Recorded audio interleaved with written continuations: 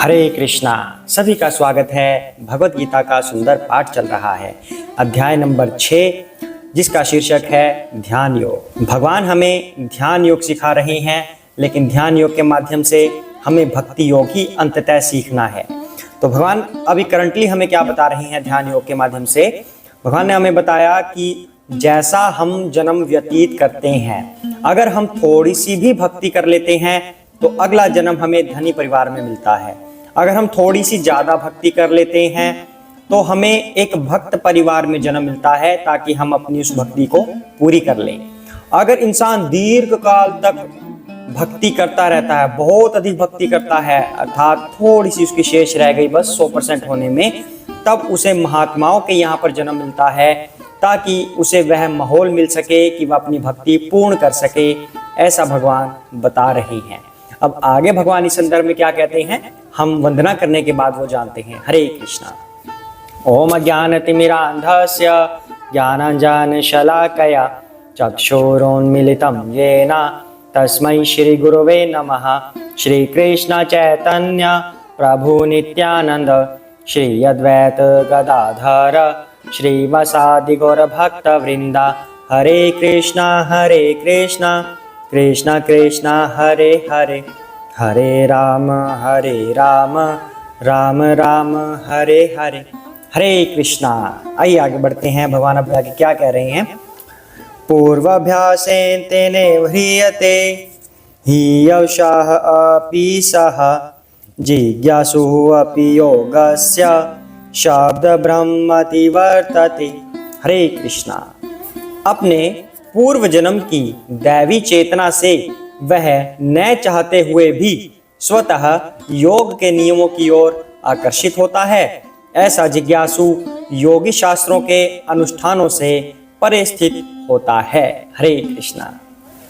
तो भगवान यहाँ पर बता रहे हैं कि अपने पूर्व जन्म की दैवी चेतना से वह न चाहते हुए भी स्वतः योग के नियमों की ओर आकर्षित होता है। मतलब क्या बना कि अगर किसी ने पूर्व जन्म में भगवान का नाम लिया होगा, भगवान की भक्ति की होगी, तब इस जन्म में भी वह भक्ति की ओर आकर्षित रहेगा। जहां पर भी उसे भगवान का कीर्तन दिखेगा, वह उसकी तरफ आकर्षित होता जाएगा। चाहे वह किसी कार्य के लिए जा रहा हो, जहां पर उसे कीर्तन की ध्वनि सुन गई, उस कार्य को छोड़कर वह कीर्तन की तरफ आकर्षित हो जाएगा। जहां पर महात्मा लोग संतजन बैठे हैं, वह उनकी तरफ आकर्षित हो जाएगा। मतलब ये इंसान के बस में नहीं रहता, क्योंकि पूर्व जन्म के अनुसार उसके संस्कार होते हैं, उन्हीं के अकॉर्डिंग वह इस जन्म में व्यवहार करता है। अब एक उदाहरण लेते हैं चैतन्य महाप्रभु का। चैतन्य महाप्रभु ने ठाकुर हरिदास जी को अपना शिष्य स्वीकार किया था।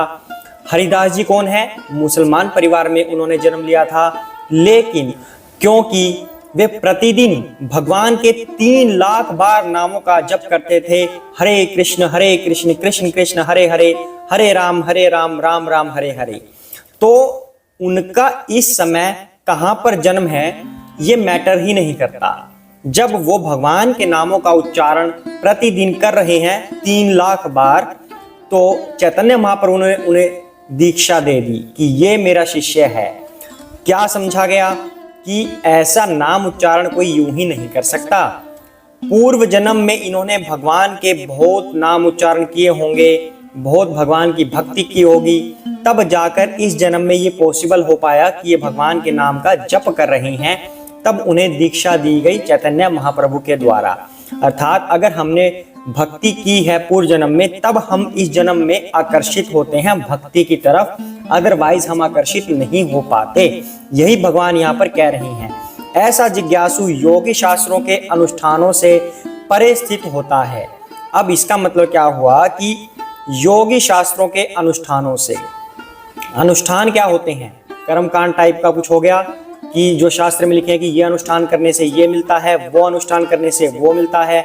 वह इन अनुष्ठानों से परे स्थित होता है, लेकिन वह योगी के नियमों के अनुसार चलता है। नियम फॉलो करता है, अनुष्ठान को फॉलो नहीं करता। अनुष्ठान तो जस्ट लाइक सकाम कर्म, जैसे सकाम कर्म होते हैं उस तरह से हो गया अनुष्ठान तो, लेकिन वो तो भक्ति में लगा हुआ है। वह इन अनुष्ठानों की परवाह नहीं करता, क्योंकि उसे किसी अनुष्ठान की आवश्यकता ही नहीं है, क्योंकि वह भगवान के दिए हुए नियमों पर चल रहा है, शास्त्रों के नियमों पर चल रहा है। उसने तो पहले भी भक्ति की थी और अब भी वह भक्ति की तरफ ही आकर्षित हो रहा है। तो अनुष्ठान उसके लिए मैटर नहीं करते, बल्कि नियम मैटर करते हैं। तो इसी तरह कुछ लोग ऐसे संदेह करते हैं कि प्रभु जी, क्या आपकी दीक्षा हो गई है, क्या आपकी शिक्षा हो गई है? तो ऐसे शिक्षा दीक्षा पर सवाल करते हैं। तो क्या ये मैटर करता है कि इंसान की दीक्षा इंपॉर्टेंट है या शिक्षा इंपॉर्टेंट है? दोनों में से कौन सी इंपॉर्टेंट मानते हैं? क्या मतलब कान में मंत्र फूंक दिया और दीक्षा हो गई और इंसान नियमों पर चल नहीं रहा, सिर्फ दीक्षा लेकर बैठ गया, तो क्या ये सही है? या फिर दूसरा इंसान जो नियमों पर चल रहा है लेकिन दीक्षा नहीं ली अभी तक, हालांकि वो लेगा आगे, पर अभी तक दीक्षा नहीं ली, पर शिक्षा पूर्ण तरह से ले रहा है और नियमों पर चल रहा है, तो आप किसे सही मानेंगे? इसका उत्तर तो कोई भी दे देगा। शिक्षा इंपॉर्टेंट है दीक्षा से पहले। दीक्षा इज नॉट इंपॉर्टेंट शिक्षा से पहले, यानी कि शिक्षा पहले जरूरी है, दीक्षा उसके बाद होती है। तो यही भगवान यहाँ पर कह रहे हैं कि उसके लिए अनुष्ठान आवश्यक नहीं है, उसके लिए नियम पर चलना आवश्यक है।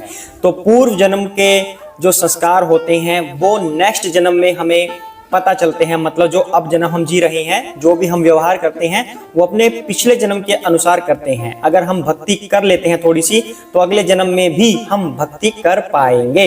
हरे कृष्णा। आगे बढ़ते हैं। प्रयत्नात् यत्मानः तु योगी संशोध किल्बिषः अनेक जन्म संसिद्धः तथा याति पराम गतिं। हरे कृष्णा। और जब योगी समस्त कल्मश से शुद्ध होकर सच्ची निष्ठा से आगे प्रगति करने का प्रयास करता है, तो अंत तो गत्वा अनेकानेक जन्मों के अभ्यास के पश्चात सिद्धि लाभ करके वह परम गंतव्य को प्राप्त करता है। हरे कृष्णा।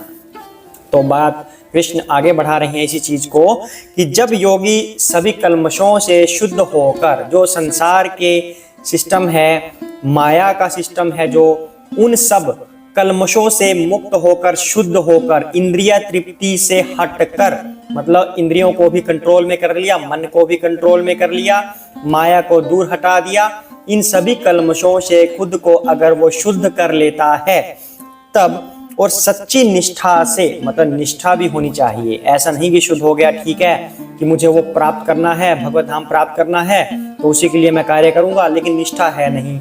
साथ में कह रहे हैं कि सच्ची निष्ठा से कि श्री कृष्ण ही मेरे स्वामी हैं, मैं उनका भक्त हूँ, मैं उनका दास हूँ। इस तरह से सच्ची निष्ठा से आगे प्रगति करने का प्रयास करता है। वह अंत तो गत्वा, मतलब फाइनली, लास्टली, अनेकानेक जन्मों के अभ्यास के पश्चात सिद्धि लाभ करके, यानी कि जो ये कार्य होता है ना, ये आवश्यक नहीं कि एक जन्म में पूर्ण हो जाए, क्या पता कितने जन्म लग जाएं हमें सिद्धि प्राप्त करने के लिए। जैसे कि अब भगवान ने पिछले 3-4 श्लोकों में यही बताया है कि थोड़ी सी भक्ति की तो क्या होगा, धनी परिवार में जन्म मिलेगा, मतलब जन्म दोबारा लेना पड़ गया। तो फिर अगले जन्म में थोड़ी सी और भक्ति की अगर करेगा तो फिर उसको दोबारा से अगला जन्म मिलेगा, भक्ति करने का मौका मिलेगा।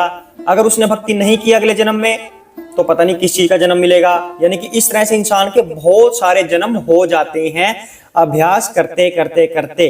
लेकिन अगर वो बिल्कुल पूर्ण निष्ठा के साथ आगे बढ़ने का प्रयास करे, पूर्ण निष्ठा के साथ भक्ति करे, बिल्कुल पूरी लगन के साथ भक्ति करे, तो इतने सारे जन्मों से जो उसके प्रयास चल रहे थे, अब वो पूर्ण हो जाएंगे, 100% में कंप्लीट हो जाएंगे, भक्ति उसकी पूर्ण हो जाएगी और वो फाइनली अपने धाम चला जाएगा, भगवत धाम चला जाएगा।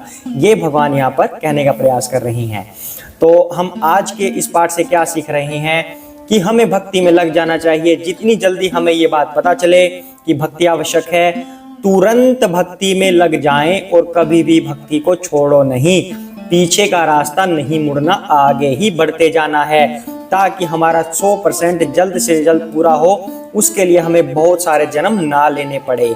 कोशिश करके इसी जन्म में निपटाने का प्रयास कीजिए, इतनी भक्ति कीजिए, इतनी शुद्ध भक्ति कीजिए कि इसी जन्म में सब कुछ निपट जाए, सारे कर्म हमारे बैलेंस हो जाएं, शून्य हो जाए, कोई कर्म हमारा न रहे, ना पाप का रहे ना पुण्य का रहे।